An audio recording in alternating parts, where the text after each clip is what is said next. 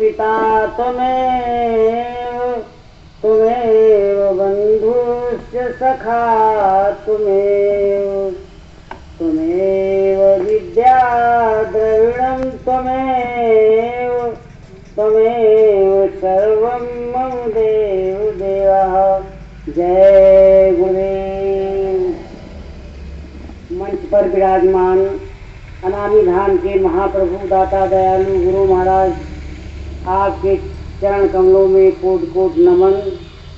सभी जीवों के मसीहा संत सदगुरु गुरु महाराज जय गुरुदेव बाबा, आपके चरण कमलों में कोट कोट नमन। आज की सत्संग सभा में उपस्थित सभी बुजुर्ग भाई बहन तथा सभी सत्संगी भाई बहन तथा दूर दराज से आए हुए सभी इष्ट मित्रगण तथा इस गांव के जो निवासी हैं सभी भाई बहनों को, बच्चे बच्चियों को तथा इस गांव के सभी अदृश्य शक्तियों को नमन करते हुए सबको सादर जय गुरुदेव। भाइयों बहनों, सत्संग में हर चीज विचार करने योग्य होती है। यहाँ भागवत नहीं है जो पंडित जी सुना करके चले जाते, प्रसाद लिया चले गए। आज आप लोग सत्संग में आए हैं, ये बहुत बड़ा भाग्य आपका कहीं से उदय है, तब सत्संग में लोग आ पाते हैं। क्योंकि लिखा गया है कि यही सरावत अति कठिनाई और गुरु कृपा गुण आय न जाई। जब तक संत सद्गुरु की कृपा नहीं होती है तब तक सत्संग में लोग नहीं आते, क्योंकि यहाँ ढोलक है, न हारमोनिया है, न कुछ वादक कुछ है नहीं। यहाँ मनोरंजन नहीं है, परंतु यहाँ जीवात्मा के कल्याण की सारी बातें की जाती है।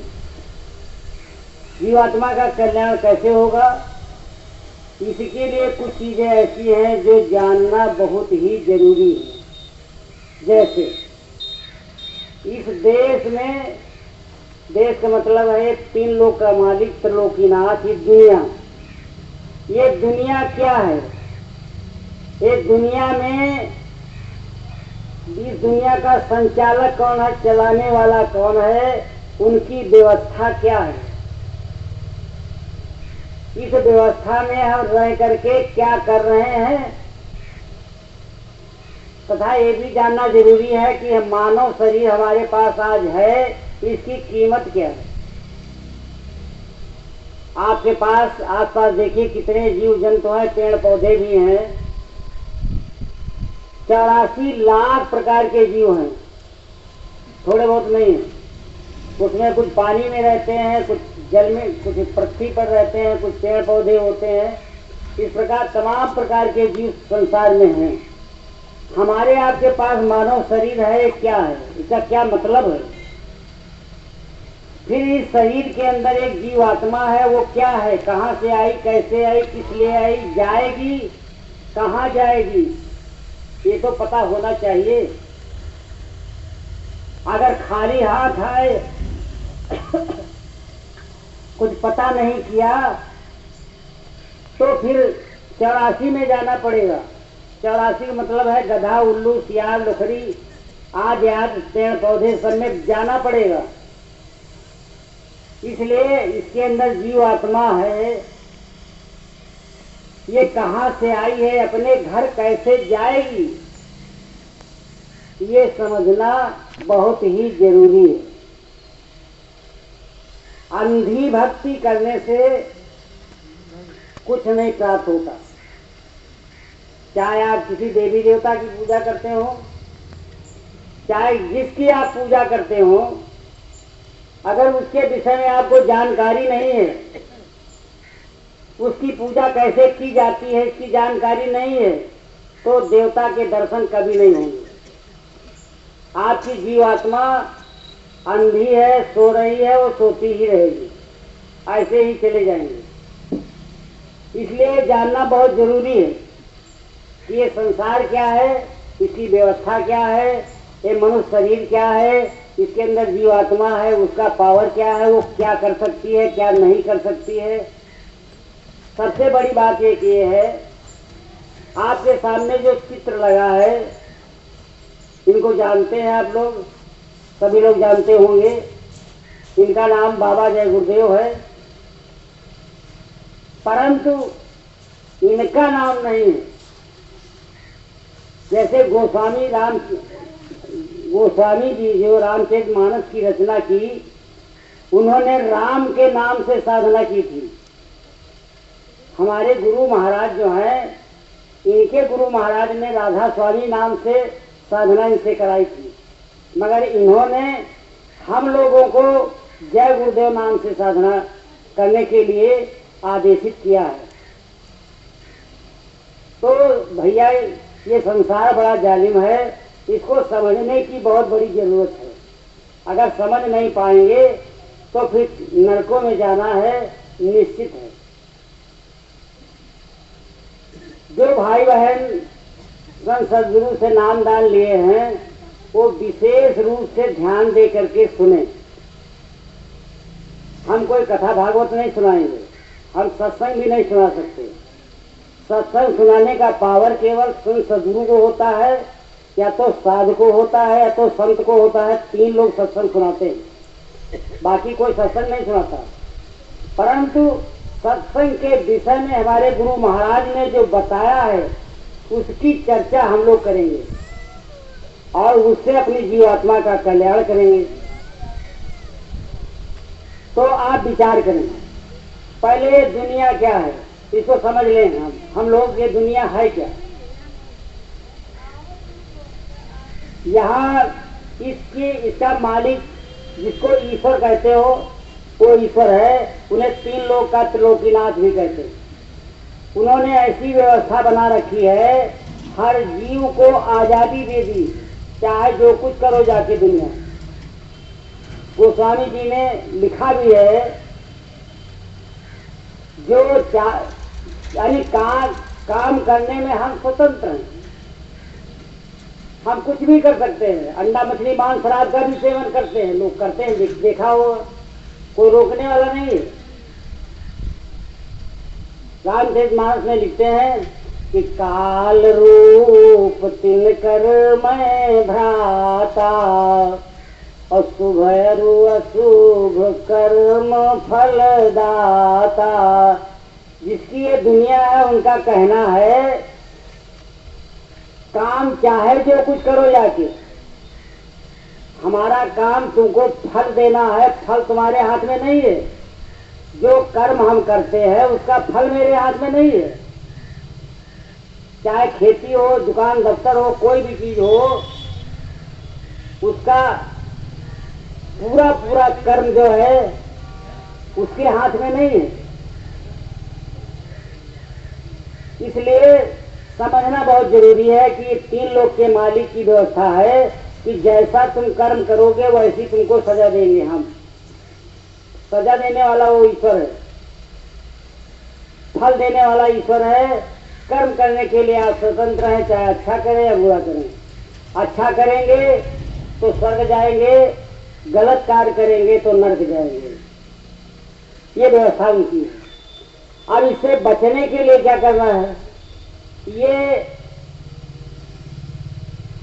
जो बहुत गहरी चीज है, इसको समझने की जरूरत है।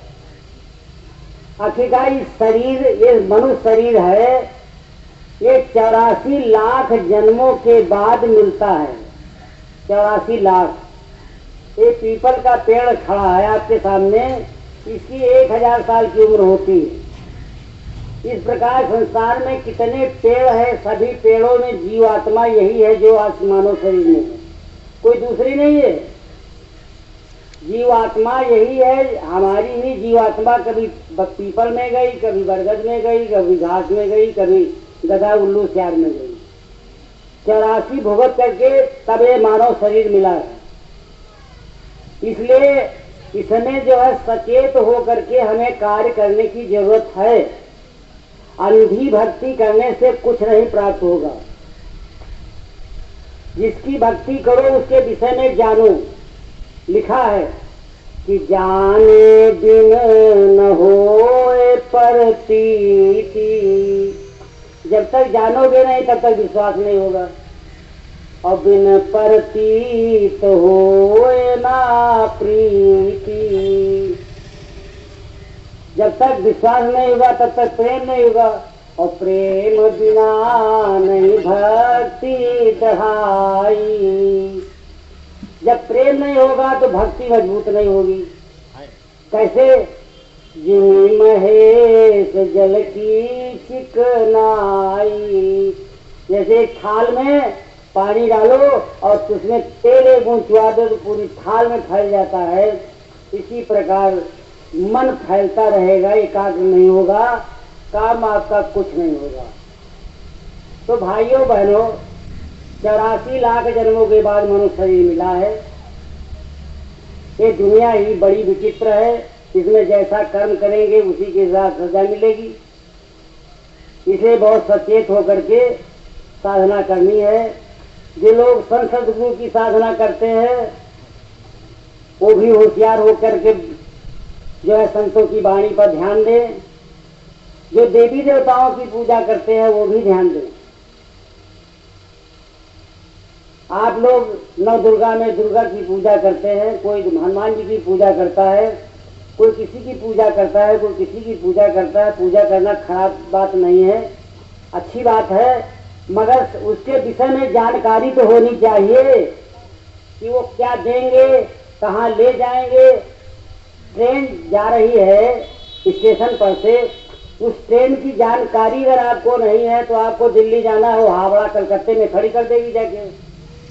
उसी प्रकार जिसकी हम साधना कर रहे हैं, जिसकी पूजा कर रहे हैं, उसके विषय में जानकारी होना चाहिए कि आखिरकार ये देवता जो है या संत सद्गुरु कहाँ ले जाएंगे और हम जाना कहाँ चाहते हैं, वो ले कहाँ जाएंगे, जानकारी होना चाहिए। तो भाइयों बहनों विचार करें, सारी जानकारी संत सद्गुरु देते हैं। जो यहाँ से चर्चा हो उसके विषय में आप भी विचार करें, क्योंकि हम अपनी बात कोई नहीं कहेंगे। इन्होंने जो कुछ समझाया है, जो मेरी समझ में आया है, वो आपके सामने रखते हैं। तो देखिए, पहले चीज ये है कि जानकारी बहुत जरूरी है। जिसकी पूजा कर रहे हैं उसकी जानकारी होनी चाहिए। ये जीव आत्मा इसके अंदर है, उसके अंदर पावर क्या है, वो होती कितनी बड़ी है। स्वामी जी ने बताया है कि बालू का एक कण उठा लीजिए, बालू का एक कण उठा लीजिए, उसके 1000 टुकड़े कर डालिए, एक टुकड़े के बराबर है। वो किसी मशीन से भी देखी नहीं जा सकती, इतनी छोटी है। पावर कितना है, ये सूर्य एक देख रहे हैं आप, एक आंख से देख नहीं सकते, भस्म हो जाएगी। ऐसे 16 सूर्यों का प्रकाश उस जीवात्मा के अंदर है, जो एक बालू के 1000 कण के बराबर है। इसलिए स्वामी जी ने बताया है चित्त की चेतना द्वार पर। साधक भाई ध्यान दें, चित्त की चेतना द्वार पर तिल के समान एक छोटा सा दरवाजा लगा है, कपाट लगा हुआ। वहां से जीवात्मा का रास्ता मकड़ी के तार के समान बारीक है।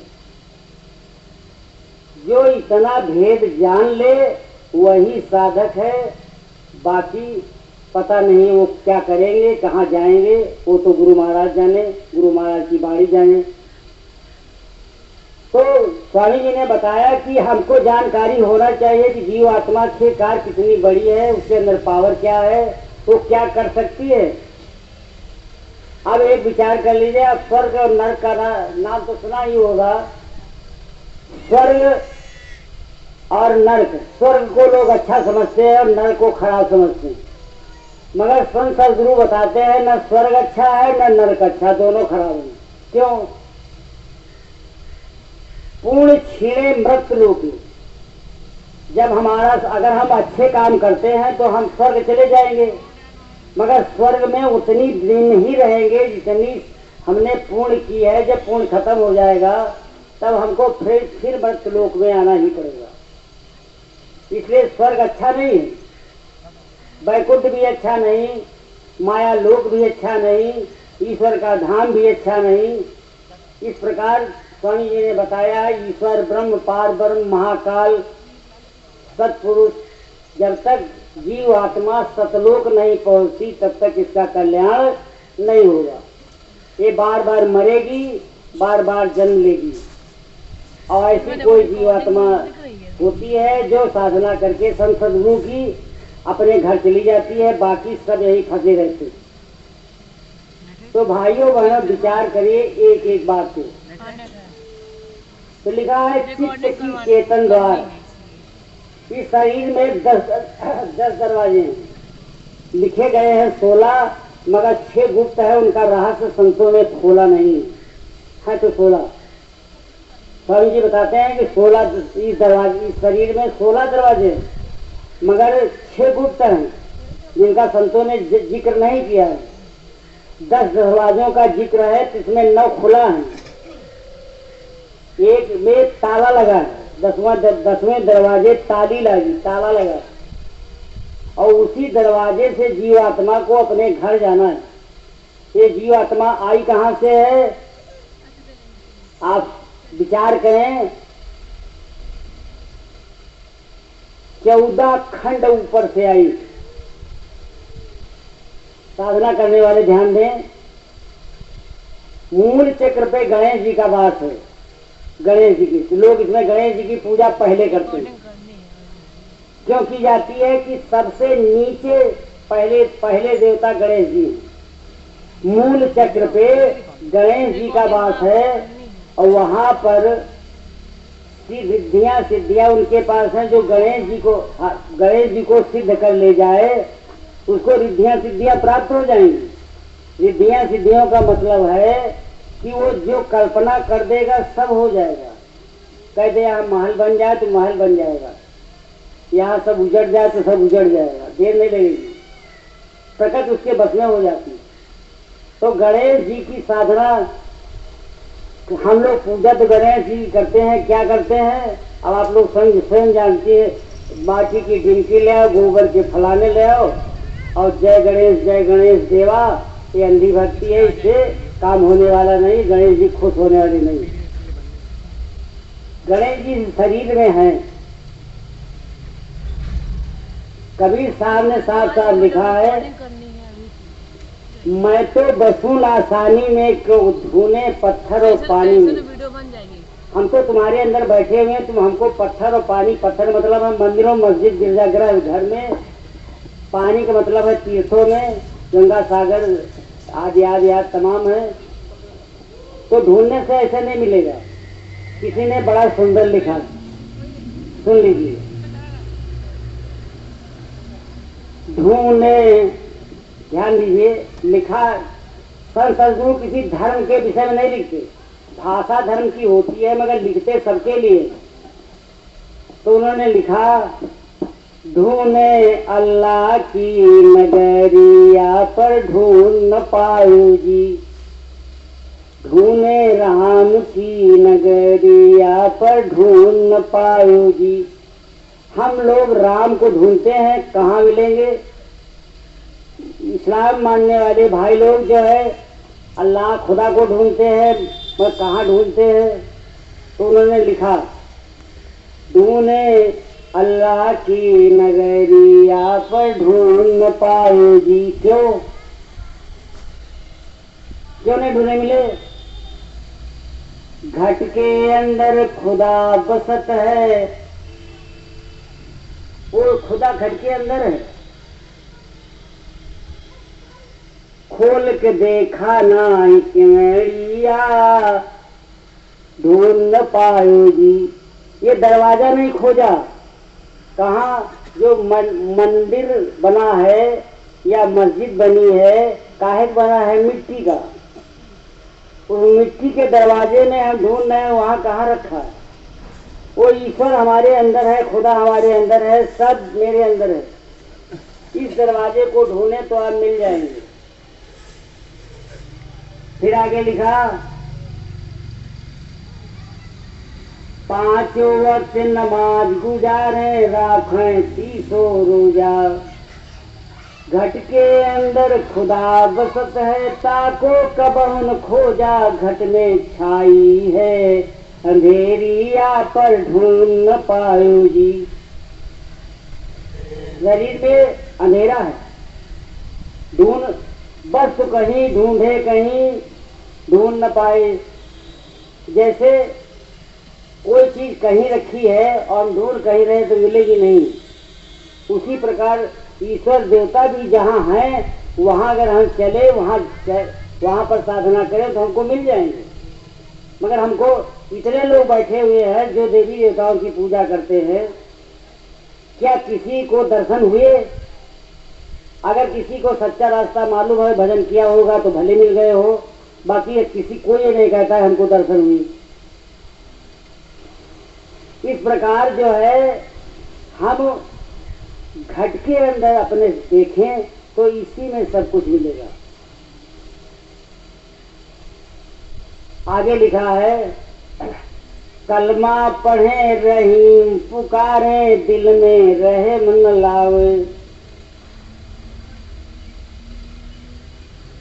कलमा पढ़ते हैं, रहीम जी को पुकारते हैं, मगर दिल में रहम नहीं है। अंडा मछली मांस शराब का सेवन करते हैं, जीवों को काटते हैं, हत्या करते हैं। तो जब जीवों पर दया नहीं तो अल्लाह कैसे मिल जाएगा? इसलिए सभी संतों ने कहा है, अंडा मछली मांस शराब 3 चीजों का सेवन करने वाला ना तो किसी देवता को दर्शन कर सकता है और न भगवान के दर्शन कर सकता है और न संत सदगुरु के ही दरबार में पहुंच सकता है। इसलिए अगर किसी की पूजा करनी है, किसी से कुछ लेना है, तो पहले अंडा मछली मांस शराब का त्याग तो करें, पहले शाकाहारी तो बने। इसीलिए हमारे गुरु महाराज ने शाकाहारी का प्रचार कराया, गांव गांव घर घर। आज आपके गांव में शाकाहारी बहने भाई लोग गए थे शाकाहार का प्रचार करने के लिए कि भाइयों बहनों सब लोग शाकाहारी हो जाओ, अंडा मछली मांस शराब का सेवन छोड़ दो, और नहीं तो कठोर से कठोर सजा देगा कौन? जो इस देश का, इस संसार का मालिक है, भगवान अल्लाह खुदा का। इसलिए बहुत होशियारी के साथ हमें साधना करनी चाहिए, आगे समझना चाहिए। रूढ़िया क्या है, लिखा क्या है, हाथ में हजरत कदम रसूले, नयन में नबी विराजे। मन मक्का काया है कावा, सिर पर अनहद बाजे। खोल के देखा नहीं कि मड़िया जन्म के बैरी। वो हमारे अंदर अनहद नाद बज रही है, बुला रही है। कि भाई लोग समझते होंगे, जो संत सदगुरु के शिष्य हैं वो लोग समझते हैं, जो लोग देवी देवताओं की पूजा करते हैं वो नहीं समझ पा रहे होंगे। भाइयों बहनों, वो समझने की चीज है। हमारे अंदर अनहद नाद बज रही है। अनहद, अन माने ना, हद माने पीटना। जो बगैर बिना बजाए निस्दिन बाजे, घंटा शंख नगारी। बगैर बजाए बजती हमारे अंदर इस शरीर के ब्रह्मांड में। उस आवाज को पकड़ करके जीवात्मा अपने घर जाती है। इसका भेद संसार में इनके अन्य संत सदगुरु के अलावा कोई नहीं जानता। कोई देवी देवता आपको नहीं बता सकता। इसलिए हमारे स्वामी जी बार बार कहते हैं, बच्चा जिस देवी देवता की पूजा करते हो पहले उसका भेद समझ करके उसकी पूजा करो। पूजा करने के लिए कोई नहीं रोकता, मगर उसकी विधि तो समझो। खाली धूप बत्ती अगरबत्ती पीपल में जो लपेटा हुआ है, इसके लपेटने से देवता थोड़ी खुश हो जाएगा। इस पर एक लोटा गंगा जल चढ़ा दो तो क्या ये पेड़ से कुछ मिल जाएगा? इस पेड़ में कुछ नहीं है, ये जड़ है, ये खुद ही नर्क में है। ये पेड़ जो है ये जड़ है, ये नर्क है, ये नर्क में है। और हम इस जीवात्मा को जगा करके मुक्ति धाम जा सकते हैं। स्वर्ग वैकुंठ मायालोक ये तो बहुत छोटी चीज है। साधना करके जीवात्मा का कल्याण मुक्ति दिला सकते हैं आप। इतना पावर आपके अंदर है। अब आप कर क्या रहे हैं? अंधी भक्ति कर रहे हैं, कोई जड़ पूजा है, कोई पानी पूजा है। ये बताइए, लोग सवेरे स्नान करके एक लोटा जल लेके सूर्य के ऊपर यो गंगा जल चढ़ाते हैं। गंगा जल या तालाब का या कुआं का जल चढ़ाते हैं। इसका क्या मतलब है? इसका क्या कभी उन्होंने विचार किया हम क्या कर क्या रहे हैं? ये इसलिए बताया संतों ने, इस महात्माओं ने ये इसलिए रखा था कि अगर सवेरे स्नान करके गीले बदन और जल लेकर के साफ पानी जहाँ पर जल गिरे वो साफ होना चाहिए, उसको उठा करके उस पर डाले जल को तो उसमें तरंगे उठती और उसमें शरीर में चुंबकीय शक्ति होती है। तो सूर्य की किरणों को अपनी तरफ खींच लेता है तो उसके अंदर ऊर्जा पैदा हो जाती है, शक्ति आ जाती है। देवता की शक्ति नहीं, जीने की शक्ति आ जाती है। इसलिए जल चढ़ाया जाता है। और ये जो सूर्य है एक करोड़ों करोड़ों गैलन पानी रोज समुद्र का सोख लेता है। इसको एक लोटा पानी से प्यास बुझाएगी? क्या हम सब समझ करके भक्ति कर रहे हैं? अरे जो पेड़ पौधे हैं वो स्वयं बेचारे नर्क झेल रहे हैं और उनकी हम पूजा करते हैं। जड़ की पूजा करने से कुछ नहीं मिलेगा। अरे वो तो नर्क में है ही है, हम भी नर्क में जाएंगे। इसीलिए लिखा भूत पूजना छोड़ दो, नहीं भूत बनोगे भाई। ध्यान दीजिए, भूत पूजना छोड़ दो, नहीं भूत बनोगे भाई। भूत माने भूतई देवी, भूतई देवता। भूत माने जो बीत गया। ये देवी देवता कभी मनुष्य शरीर में थे, आज जो अच्छे कर्म करके देवता हो गए। और देवता की पूजा करेंगे तो हम देवता भले बन जाएं और बाद में फिर मनुष्य में आएंगे, खराब काम करेंगे, नरक जाएंगे। इसलिए भूत माने बीता हुआ। ये कभी मनुष्य थे। देवता क्या? देवता जो है वो स्वर्ग चला तो गया मगर वो मुक्त नहीं है। जीवात्मा का कल्याण वो नहीं कर सकता। और हमको पूजा इसलिए करनी चाहिए कि हमारी जीवात्मा का कल्याण हो जाए। उसके लिए संत सद्गुरु की भक्ति करोगे तभी जीवात्मा का कल्याण होगा, और नहीं तो नरक 84 कटेगी नहीं। जो हमारे गुरु भाई बहन हैं, स्वामी जी ने समझाया, उनकी बात को ध्यान से हम लोग विचार करें कि नाम दान ले करके कोई ये समझ ले कि हमारा कल्याण हो गया, तो होने वाला कुछ नहीं। स्वामी जी की वाणी क्या? नाम दान लेने वाला इतना तो है, वो 84 नहीं जाएगा, पेड़ पौधा नहीं बनेगा, लखरी सियार उल्लू नहीं बनेगा, मगर उसे नर्क जाना पड़ेगा। हम भी नर्क से आए, सभी लोग यहाँ बैठे हैं, सब नर्क से आए, स्वर्ग से कोई नहीं आया। कैसे? विचार करिए, जब हम माँ के पेट में थे, उल्टा लटके थे, तब वहां क्या कहते थे? वहां पर भगवान के रोज दर्शन होते थे, ईश्वर की। और वहां जो अंदर अनाज नाद है वो नाद भी, आवाज भी सुनता था। वहां इतना घोर माँ के पेट को कुंभी पाक नरक कहा गया है। इसलिए कोई भी साधना करने वाला जब तक सतलोक नहीं पहुंचेगा तब तक उसका नरक नहीं कटेगा। नर्क तो जाना ही पड़ेगा, माँ के पेट में तो जाना ही पड़ेगा कुंभी पाक नर्क में। इसलिए कोई ये ना समझ ले कि हमने नाम दान ले लिया तो नर्क से छूट जाएंगे। 84 तो स्वामी जी ने पहले ही काट दी। 84 में तो नहीं जाना है, मगर बार बार मनुष्य जन्म लेना पड़ेगा और साधना करनी पड़ेगी। वहां क्या है, सभी लोग विचार करें। जीवात्मा वहां तड़पती है, बहुत विकल होती है। माताएं बहनें ज्यादा जानती है, जिसने सभी को पता है। वहां जीवात्मा जो है तड़पती है, विलाप करती है। भगवान जब सामने होते हैं तो उनसे रोती है, कहती है क्या, अब प्रभु कृपा करो एहि भांति, और सब तज भजन करब दिन राती।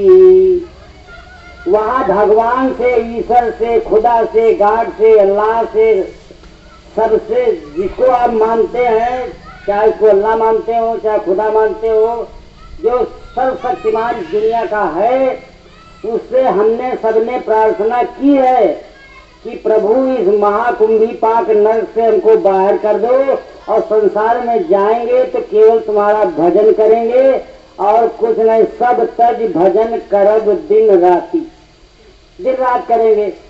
अब सब लोग अपने अपने विचार मन में करें, क्या हम कर रहे हैं जो वहां वादा किया था माँ के पेट में, क्या हम वो कर रहे हैं? अरे उसको धोखा दे सकते हैं, अल्लाह को, खुदा को, गाड को, ईश्वर को, खुदा को हम धोखा दे सकते हैं। उसने कौल करार करके वहां से आए हैं कि घर संसार में जा करके भजन करेंगे, केवल भजन करेंगे और कुछ नहीं करेंगे। हम सब कुछ कर रहे हैं, भजन कर ही नहीं रहे, कैसे कल्याण होगा? अरे वो परमात्मा को धोखा कोई देगा? कठोर से कठोर सजा मिलेगी। अभी समय है, अभी समय है सबके पास। लोग, स्वामी जी ने कहा कि बच्चा तुम लोग हमारे पास आते हो, कहते थे स्वामी जी हमको समय नहीं मिला। अरे चले, जब तक तुम्हारी श्वास आ जा रही तब तक सारा समय तुम्हारे पास है, तुम्हारे पास। और जब अंतिम श्वास आएगी तब तुम्हारे पास समय नहीं होगा, तब एक श्वास नहीं मिलेगी। इसलिए उस वादे को निभाना पड़ेगा, और नहीं निभाएंगे तो डंडा चलेगा काल भगवान का और नर्क 84 में डाला जाएगा, ये निश्चित है। वहां है क्या? यहाँ से स्वर्ग वैकुंठ नर्क कितनी दूर है? नाप जोग लिखिए संतों ने, सुन लीजिए। मृत्युलोक से अमपुर जानो, सहस 86 योजन मानो। इस धरती से 86 गुणे 4, 86 को 4 से गुणा तो 1 योजन 4 को उसका होता है। उतनी दूर यहाँ से यमपुर है। और जहाँ से जीव आत्मा आई है वो कितनी दूर है? 17 शंख योजन के ऊपर। 17 शंख योजन, 17 गुणे 4, 17 चको 68 शंख कोश की दूरी जो है यहाँ से, जहाँ से जीवात्मा आई है, इतनी दूरी है। 17 शंख योजन के ऊपर शब्दातीत विराजे। शब्दातीत जो शब्द से अलग है, यानी जो जिसका शब्दों में कोई वर्णन नहीं हो सकता है। अनामी धाम के महाप्रभु को अनामी इनका कोई नाम ही नहीं है, इनका वर्णन कोई कर ही नहीं सकता। तो शब्दातीत, इनको शब्दातीत भी कहते हैं, शब्दों में इनका वर्णन नहीं होता। तो वहां से जीवात्मा आई। 68 शंख कोश की दूरी ऊपर से आई है। और ये रह कहां तक रही है? स्वर्ग वैकुंठ तक, बस आगे नहीं जाती। इसलिए अगर अपने घर चलना है तो किसी संत के पास जाना होगा और उनसे रास्ता लेकर के भजन करना होगा। अगर भजन नहीं करेंगे तो मर्जी आपकी। तो भैया कबीर साहब ने साफ साफ लिखा है, राम के कहे जगत गति पावे, खाड़ कहे मुख मीठा। अगर राम राम कहे तो संसार की मुक्ति हो जाए, तो खाड़ खाड़ मिश्री, खाड़ सब लोग जानते होंगे, पहले गन्ने से रस निकलता, रस से राब बनती, राब से गुड़ बनता, गुड़ से चीनी बनती, चीनी से मिश्री बनती, मिश्री से तब खाड़ बनती। खाड़ कहे मुख में, खाड़ खाड़ अगर हम रटते रहे, क्या हमारी जबान में मिठास आ जाएगी?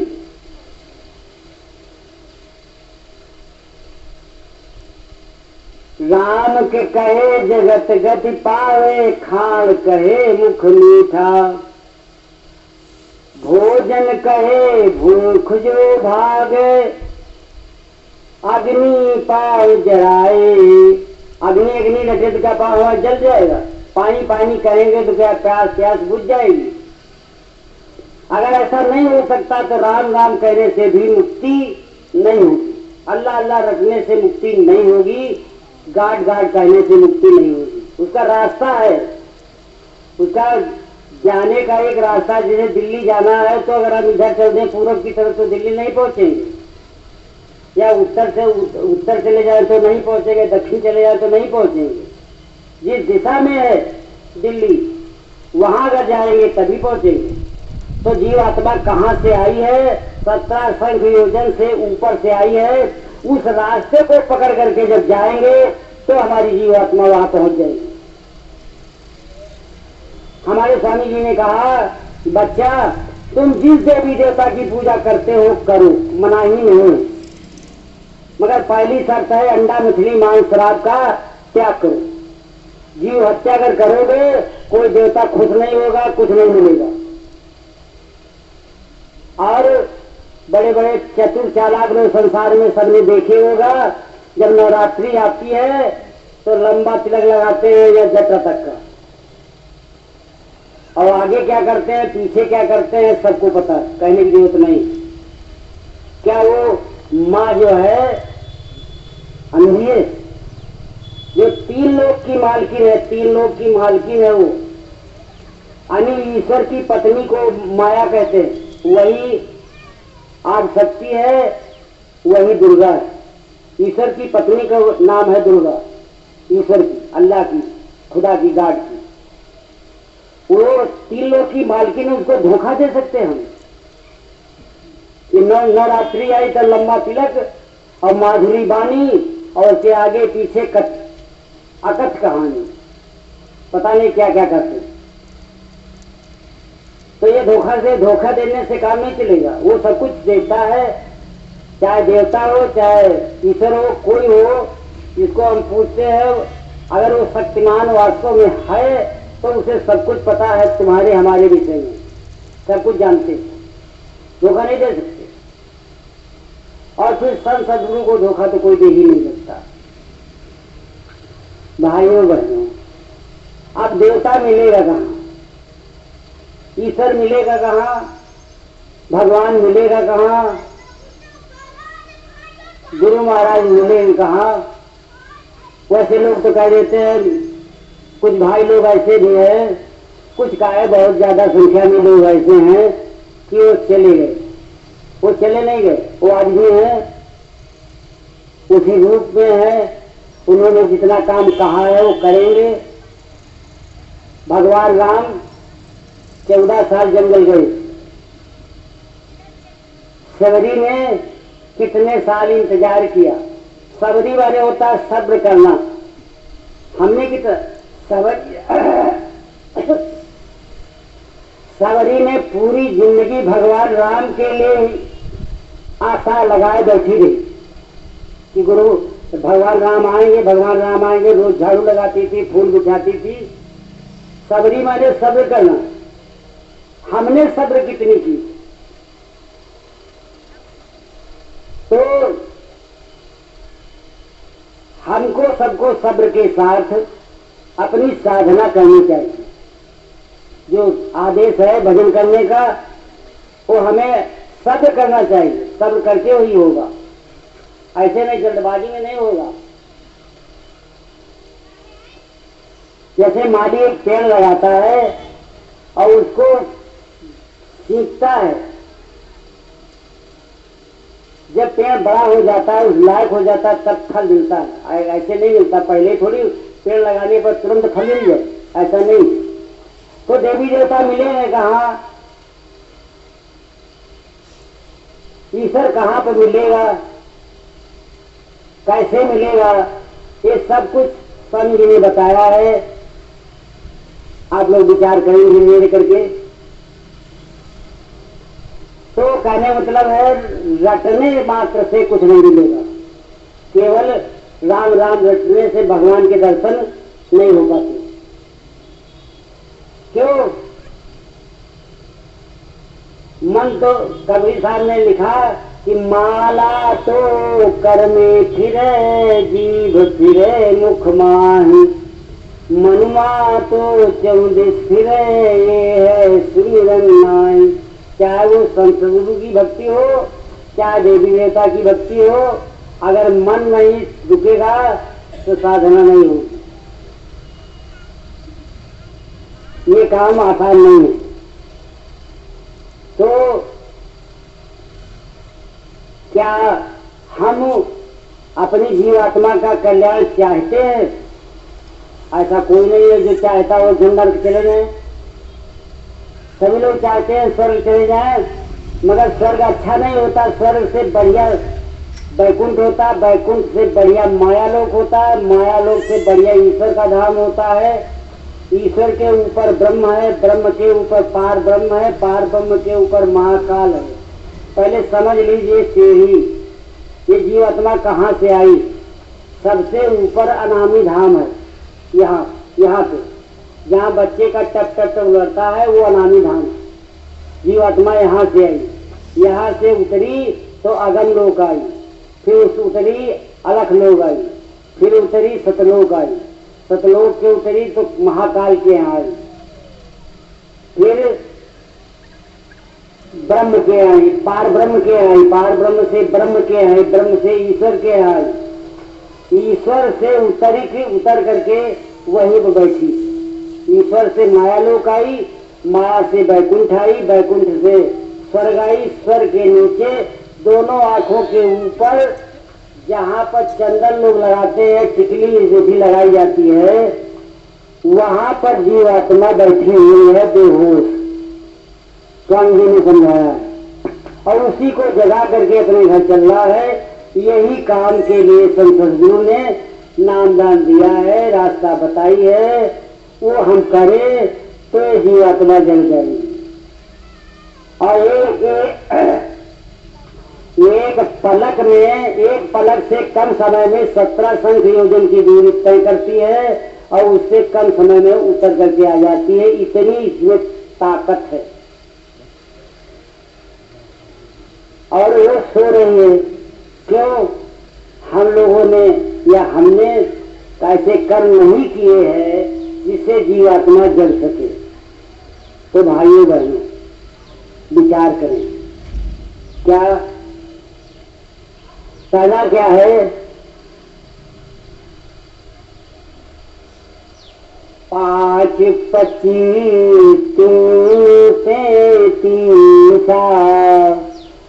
तीन के रंग तुलाई और सूरती मूरती निकरी कर बूझे और लकी सतनाद सुरती तब सूझे। हमारी जीवात्मा जगेगी कैसे? दिखाई अंदर जीवात्मा के एक आंख है, एक कान है, एक नाक है, एक कैसे खुलेगी? साफ साफ लिखा है। क्या? 5, 25, 3, 33 तीन के रंग तुलाई और सूरत निरत निकर कर बूझे लक्ष्य सतनाद सूरत तब सूझे।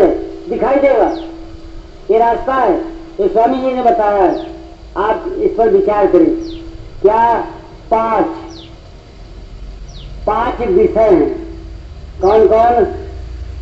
आंख, कान, नाक, जीव और एक खाल, त्वचा। ये 5 विषय हैं। और ये बड़े ही जाली। और 5, 25 इनके अंतर्वर्तियां हैं, तो हो गए 25, 5, 30 और 3 है गुण, सतोगुण, रजोगुण, तमोगुण। ये जब तक सब नहीं शांत होंगे तब तक जीवात्मा नहीं लेंगी। लिखा 5, 25, 3, 33, 3 के रंग तुलाई, सूरत मिरत निकर कर बूझे लक्ष्य सतमार्ग सूरत, तब सूझे दिखाई देगा। ये स्वामी जी का आदेश है। मगर उस रास्ते पर हम चले तो हमने किसी से पूछा, स्वामी जी ने नाम दान दिया, रास्ता बताया, जिन लोगों ने किया उनको मिला, और अगर हम रास्ते से कुरास्ते कर रहे हैं तो उनको नहीं मिलेगा। इसलिए स्वामी जी ने आदेश किया है कि भाई सत्संग में आते जाते रहिए। सत्संग एक साबुन है, इसमें मैलाई सब कट जाओ, गंदगी सब साफ हो जाती। इसलिए सत्संग में आना जाना बहुत जरूरी है। तो भाइयों बहनों, आप विचार करें कि देवी देवता की पूजा कहां कर रहे हैं। स्वामी जी ने बताया है बच्चा, दोनों आंखों के बीचों बीच में, इसके ऊपर जीवात्मा बैठी है। जीवात्मा को जगा दो, वो जो है स्वर्ग और वैकुंठ के देहरी पे बैठी। स्वर्ग के देहरी जिसको कहते हैं नाके पर बैठी हुई है जीवात्मा, और उसको जगाने का काम है हमारा। और हम जगा नहीं पा रहे हैं, क्यों? हम गुरु महाराज की बात को ध्यान नहीं दे रहे या समझा नहीं, इसलिए नहीं मिलेगा। तो ये करना पड़ेगा। देवी देवता खुश हो जाएगा, परंतु यहाँ पर बाहर नहीं। बाहर अगर किसी को मिला हो तो आपको भी मिल सकता है, और इसे विश्वास हो करे, कोई मनाही थोड़ी, मगर मिलेगा नहीं। अब करना क्या है? संत घर में झगड़ा भारी, जब तक घर में झगड़ा नहीं मिटेगा तब तक कान कैसे खुलेगा? संसार के झगड़े नहीं, ये झगड़ा यहाँ पे, ये जीवात्मा घर, जीवात्मा का घर, ये संसार नहीं है। इस शरीर के अंदर जीवात्मा दोनों आंखों के बीचों बीच में ऊपर बैठी हुई है। स्वामी जी ने बताया है, सभी संत बताते हैं, वहां पर झगड़ा मचा है। संत घर में झगड़ा भारी,